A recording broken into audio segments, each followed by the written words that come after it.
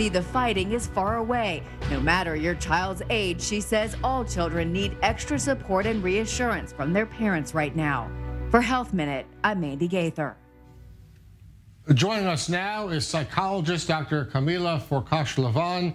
Good to see you again. I want to ask, if I can, about social media. This is, of course, a war, a psychological element being waged on social media, online, and young kids and teenagers on TikTok, on Twitter, on Facebook, they are being bombarded with really violent, bloody, horrific images.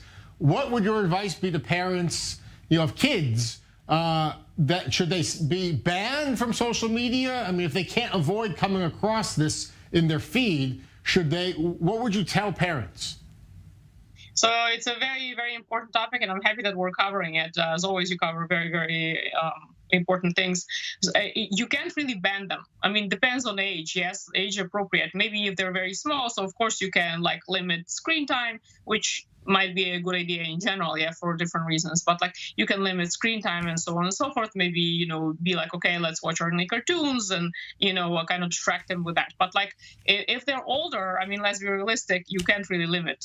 They're still going to go see what they want to see, and they're going to talk to also peers and things like that. Also, sometimes at an early age, especially for many, there are relatives somewhere in the area. So kids usually know everything about everybody, and they will talk to them as well. So it's very important to be able to give them that protection and that safety in home, meaning like what we heard kind of before, yes, is that do open up those topics, but in terms of not necessarily you give the information, but find out first what information your child knows.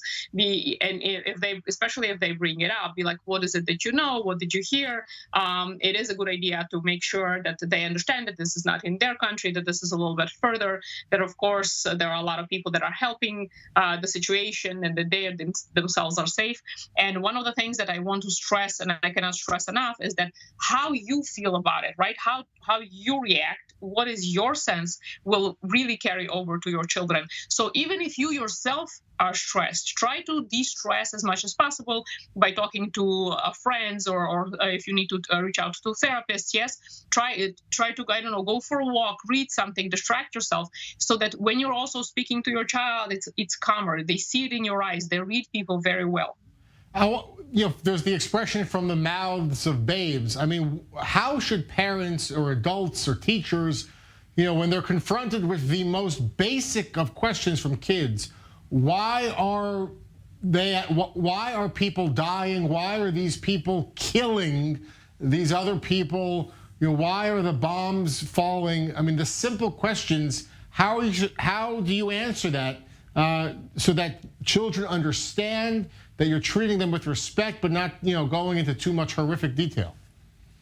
Unfortunately, yes, there's a lot of information available also all over the net in terms of Israel and how Israel is handling this, because this is pretty much a daily reality, yes. So there's a lot of information exactly on this, on how do you handle these kinds of questions? How do you protect the child? How do you teach them to protect also themselves when there are sirens? How do they hide? Where do they hide? How do they lay down in the proper way in order to protect their head? Yeah. Also, discussions as far as politics and things like that. Everything, of course, age appropriate. But you can say, there are people that didn't get along, or there's someone that's feels this way or that way and is trying to take over a country that doesn't really belong to them. And then you can have a conversation about, let's say, greediness, or conversation about how it's not nice to take something that's not yours, and of course it doesn't feel good, and this is on a bigger scale, but there are a lot of other people that are involved, and people are going to be stopping this. Again, try to make it age appropriate. For a child that's small or something like this, for a child that's bigger, again, first find out what they already know, and then you can talk about history and the historic background and how that happened and how something else happened and different wars. And of course it's very shocking during this day and age that something like that happens. But again, unfortunately, this is something that's a reality for different countries, including, for example, Israel, on a daily basis, pretty much. So you need to also go reach out, and we know that the information is there, and different organizations, including from Israel, went to around Ukraine and the borders to Ukraine and trying to help, including Hatzala, which I also volunteer for. Is that the help is there. There's a lot of information. Reach out to therapists, reach out to psychologists, social workers.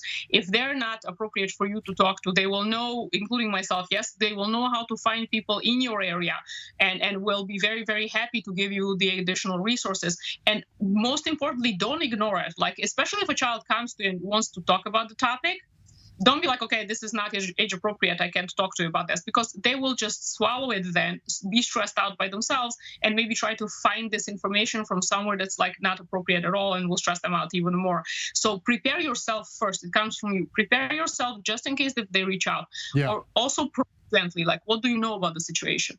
Dr. Kamila Forkash-Lavon, thank you so much for your analysis on how to approach these difficult subjects, with young kids who are asking important but difficult questions. Great to have your expertise on the show today. Thank you so much for having me.